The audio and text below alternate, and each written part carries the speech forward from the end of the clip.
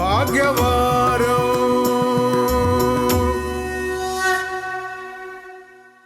നമസ്കാരം ശർമ്മജി. നമസ്തേ. നമുക്ക് പ്രേക്ഷക ലക്ഷ്യങ്ങളാണ് ഇപ്പൊ നമ്മുടെ പ്രോഗ്രാം കണ്ടുകൊണ്ടിരിക്കുന്നത്. അപ്പൊ അതിൽ തന്നെ നിരവധി നമുക്ക് വാട്സാപ്പിൽ പല സംശയങ്ങളുമായിട്ട് അവര് മെസ്സേജും അയക്കാറുണ്ട്.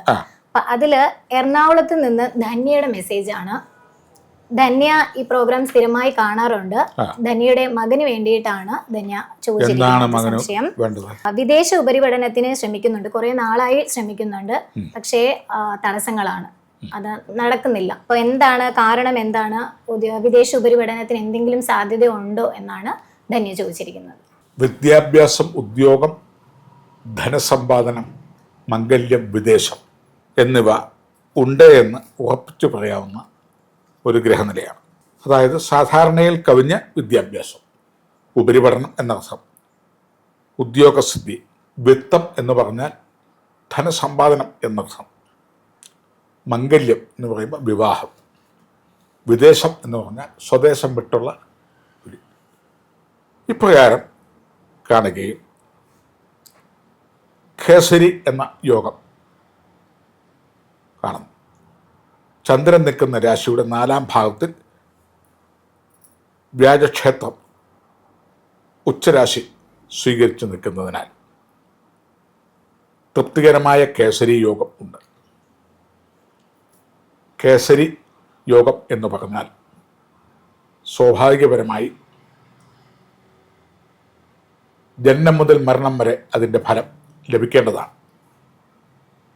ഒരു കാട്ടിൽ ഒരു സിംഹം മറ്റ് മൃഗങ്ങളുടെ മേൽ ആധിപത്യത്തോടു കൂടി ഗർജിച്ച് ജീവിക്കുന്ന ആ ഒരു സ്വഭാവം കേസരി യോഗം ഉള്ള ഒരു വ്യക്തി ഏത് നാട്ടിൽ ജീവിക്കുന്നു, മറ്റ് സമൂഹത്തിൽ അവർ പ്രധാനിയായി ഗർജിച്ച് ജീവിക്കും എന്നും കൊലകൊമ്പനായ ആനയുടെ മസ്തകം പോലും തല്ലിപ്പൊളിച്ച് അതിനെ കൊമ്പ് കുത്തിച്ച് ജീവിക്കാൻ, ഗർജിച്ച് ജീവിക്കാൻ പ്രാപ്തനാണ് സിംഹം എന്നതുപോലെ ശക്തമായ എതിരാളികളെയും തടസ്സങ്ങളെയും തല്ലി ഉടച്ച് മുന്നോട്ട് പോകാൻ പ്രാപ്തനാണ് എന്നും ഈ കേസരി യോഗത്തിൻ്റെ സൂചന. ഇതൊക്കെ നമ്മുടെ ഭാവനകളും നിരൂപണങ്ങളുമാണ്. പക്ഷേ ഇതിനനുസരിച്ച് ലക്ഷക്കണക്കിന് കോടിക്കണക്കിന് കേസരി യോഗക്കാരുണ്ട്. അവിടെയെല്ലാം കലികാലമായതുകൊണ്ട് ഇതിൻ്റെ ശക്തികൾ കുറഞ്ഞു. ബാക്കി ചില ഗ്രഹങ്ങളും ഇതുപോലെ തന്നെ ദോഷഗ്രഹങ്ങളും ശക്തി പ്രാപിച്ചിട്ടുണ്ട്. അതുകൊണ്ട് ഈ രാശിയിൽ, ഭാഗ്യരാശിയിൽ ശനിപുത്രനായ ഗുളികനും കൂടെ നിൽക്കുന്നത് കൊണ്ട് ഈ പറഞ്ഞ യോഗങ്ങളൊക്കെ കിട്ടും. എങ്കിലും തുടങ്ങും കാര്യങ്ങളിൽ, ഏർപ്പെടും കാര്യങ്ങളിൽ തർക്കവും തടസ്സവുമായി അപ്പാടെ അവസാനിപ്പാൻ എളുതല്ല കേൾക്കുന്നേ. ഇപ്രകാരം ഒക്കെ യോഗം, കേസരി യോഗം കൊണ്ട് വിദേശത്ത് പോകാനും ധനം, ഉദ്യോഗം ഭരിക്കാനും, സാമ്പത്തിക പുഷ്ടി ഉണ്ടാകുവാനും, സുഖമായി ജീവിക്കുവാനും, നല്ല വിവാഹബന്ധം നടത്തുവാനും, ഒരു കാട്ടിൽ സിംഹം വാഴുന്ന പോലെ ഒരു നാട്ടിൽ എൻ്റെ മോൻ മിടുക്കനായി ജീവിക്കും എന്നൊക്കെ നമുക്ക് പറയാം, കുഴപ്പമില്ല. അതോടൊപ്പം ഭാഗ്യരാശിയിൽ ശനിപുത്രനായ, ശനിയുടെ അവിഹിത ബന്ധത്തിലുള്ള പുത്രനാണ് ഗുളികൻ. ഒരു വിഷമാണ് ഗുളിക രൂപത്തിലുള്ള, അതാണ് ഗുളികൻ എന്നുള്ള പേര് വന്നത്. ഇത് എവിടെ നിൽക്കുന്നോ ആ ഭാഗം നശിപ്പിച്ച് കളയുന്ന. ഭാഗ്യരാശിയിൽ വന്നാൽ ഭാഗ്യത്തിലും, അഷ്ടമരാശിയിൽ വന്നാൽ ആയുസ്സിനും, 7-ാം രാശിയിൽ വന്ന ഇണയ്ക്കും, അങ്ങനെ പല രാശികളിൽ ഈ ഗുളികൻ നിൽക്കുമ്പോൾ ദോഷമുണ്ട്. എന്നാൽ ആ ദോഷം നിൽക്കുന്നത് കൊണ്ട് ഏർപ്പെടും മേഖലകളിൽ, വ്യാപരിക്കും മേഖലകളിൽ കേസരി യോഗവും മറ്റെന്തെല്ലാം യോഗങ്ങളുണ്ടെങ്കിലും അവയ്ക്കെല്ലാം ഒരു പ്രാരംഭ തടസ്സവും തർക്കവും നഷ്ടകഷ്ടങ്ങളും വരുത്തിയതിന് ശേഷമേ ആ കാര്യം ഫലപ്രാപ്തിയിലാവുള്ളൂ. അതായത് കുറച്ച് പരിശ്രമിച്ച് നിരാശമായി ഇട്ട് അവസാനം വെളിയിലോട്ട് പോകാനും ജോലിക്കുമൊക്കെ ഉള്ള സാധ്യതയുണ്ട്. ചിലർക്ക് ഈ വക പ്രതിസന്ധികളും പ്രയാസങ്ങളും ഒന്നും ഇല്ലാതെ പരിശ്രമിക്കുന്ന മോഹം തുടങ്ങുമ്പോഴേ പോകാനുള്ള യോഗവും, ജോലിയൊക്കെ വേണം തുടങ്ങുന്നതിന് മുമ്പ്, ആഗ്രഹിക്കുന്നതിന് മുമ്പ് ജോലി കിട്ടാനും, കല്യാണമൊക്കെ എന്താണ് കല്യാണം എന്നൊക്കെയുള്ള ഒക്കെ അറിയുന്നതിന് മുമ്പ് തന്നെ കെട്ടിച്ചു വിടാനും ഒക്കെ ഉള്ള ഭാഗ്യങ്ങളുണ്ട്. ചിലർക്ക് 100 കൂട്ടം തടസ്സങ്ങൾ വന്നതിന് ശേഷമേ ഈ വക സൗഭാഗ്യങ്ങൾ അനുഭവിക്കാനൊക്കുള്ളൂ. അത്തരത്തിൽപ്പെട്ട ഒരു ഗ്രഹനിലയാണ് എറണാകുളത്ത് നിന്ന് വന്നിരിക്കുന്ന കേസ്. ഭാഗ്യമുണ്ട്, കാലതാമസമുണ്ട്, തടസ്സമുണ്ട്, കുറച്ച് സമയം അതിനുവേണ്ടി വെക്കേണ്ടി വരും, കുറച്ച് സാമ്പത്തികം മാറ്റേണ്ടി വരും, കുറച്ച് വഴിപാടുകളും കാര്യങ്ങളുമൊക്കെ ചെയ്യേണ്ടി വരും, ഒന്നിലധികം പ്രാവശ്യം അതിന് പരിശ്രമിക്കേണ്ടി വരും. ഇതൊക്കെയാണ് കാണുന്നത്. ഗുളികൻ എന്ന ദോഷത്തിന് അതൊരു ഛായാഗ്രഹം, സാങ്കല്പിക ഗ്രഹമാണ്, വിഷഗ്രഹമാണ്. പൊതുവെ ഭാഗ്യസൂക്തം എന്ന കർമ്മങ്ങൾ ചെയ്യുകയാണ് ഈ ഗുളികന് ഭാഗ്യസ്ഥാനത്തേക്കുള്ള കാഠിന്യങ്ങൾ അകലുവാനുള്ള മാർഗം. അതിന് നാം പല ക്ഷേത്രങ്ങളിലൊക്കെ പോകുമ്പം കാണുന്നുണ്ട് ഭാഗ്യസൂക്ത പുഷ്പാഞ്ജലി എന്നൊക്കെ ഉള്ളത് കാര്യങ്ങൾ എഴുതി വച്ചിട്ടുണ്ടാവും. എന്താണ് ഭാഗ്യസൂക്തം എന്നുള്ളത് തന്ത്രസമുച്ചയ പ്രകാരം, അതായത് ഋഗ്യജുസ്സാമവേദങ്ങളിൽ നിന്നും ഉരുത്തിരിഞ്ഞു വന്നിരിക്കുന്ന ആ ഋഷിമാർ ഉപദേശിച്ചിരിക്കുന്ന ആ ഭാഗ്യസൂക്തം പ്രേക്ഷക ലക്ഷങ്ങൾക്ക് ഇന്ന് അവരവരുടെ മൊബൈലുകളിൽ നമുക്ക് കേൾക്കത്തക്ക രീതിയിൽ ഇപ്പോൾ അത് ചൊല്ലുന്നതാണ്. അനുകരിക്കരുത്. കാരണം അതിന് സംസ്കൃതങ്ങൾ കാര്യങ്ങളൊക്കെ പഠിച്ച് ഉച്ചാരണങ്ങളും ഗുരുമുഖത്തു നിന്നും വേണം പഠിക്കുവാനായി.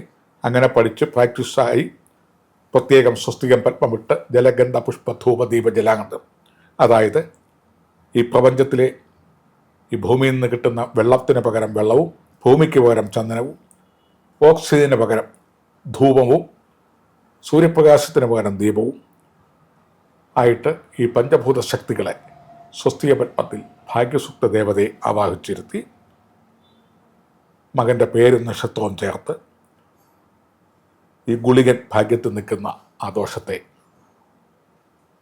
ശമനം വരുത്തി വിദേശത്ത് പോകുവാനും അവൻ്റെ പഠിപ്പനുസരിച്ചുള്ള ഉദ്യോഗം, സാലറി, സൗഭാഗ്യം എന്നിവയ്ക്ക് ഗുളികൻ വിലങ്ങതടിയായി നിൽക്കാതിരിക്കുവാനും ആണ് ചെയ്യുന്നത്. ഭാഗ്യസൂക്തം ഇപ്പോൾ ഇവിടെ ചൊല്ലുന്നതാണ്. നിങ്ങളുടെ മൊബൈലുകളിൽ നിങ്ങൾക്ക് അത് വൃത്തിയായി കേൾക്കാം.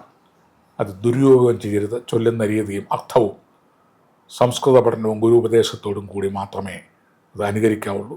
അത് പ്രയോഗിച്ചുകൊണ്ടുള്ള കർമ്മങ്ങളും ഹോമവിധികളുമാണ് ഈ പറയുന്ന പ്രതിവിധികൾ.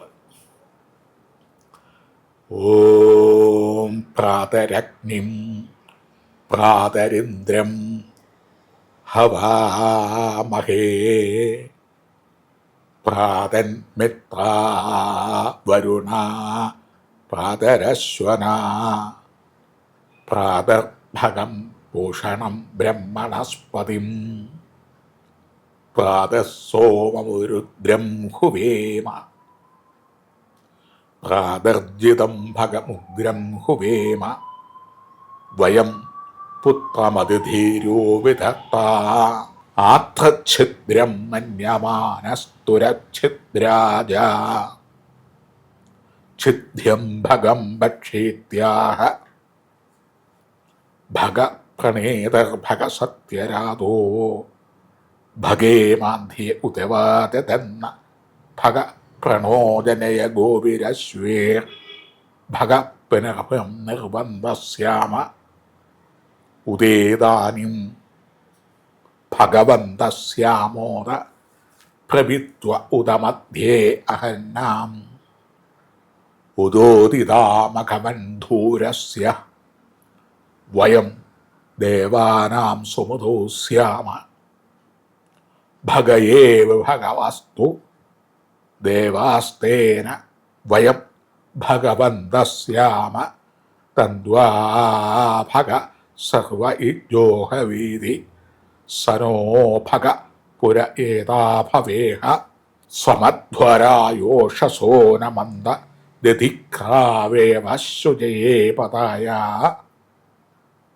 അർവാക്ഷീനം വസുവിധം ഭഗന്നോരഥമിവാശ്വാ വാജിന ആവഹന്തു അശ്വാവതിർ ഗോമതീർണ ഉഷാസോ വീരവതീ സ്വതമുച്ഛന്തു ഭദ്രാ കൃതം ദ്വാന വിശ്വത പ്രവീത യൂയം പാദസ്വസ്തിഭിः സദാന വ്യോമാം അഗ്നേ ഭാഗിനം സന്തമഥാഭാഗം ചികീർഷതി അഭാഗമഗ്നേ തഗ്രതി മാമഗ്നേ ഭാഗിനം ഗുരു.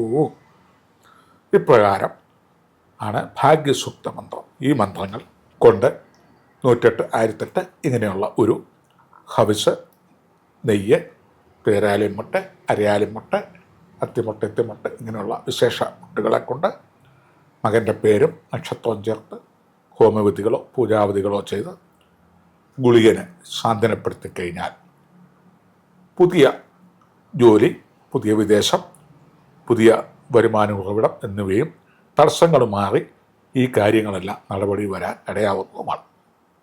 ഇപ്രകാരം തടസ്സങ്ങളൊക്കെ മാറി വിദേശത്തേക്കുള്ള പേപ്പേഴ്സൊക്കെ റെഡിയായി ജോലി കിട്ടി ശമ്പളവുമൊക്കെ ആയി എന്ന് കണ്ടാൽ വീണ്ടും ഞങ്ങൾക്ക് എഴുതുക. അതുവരെ നന്ദി, നമസ്കാരം.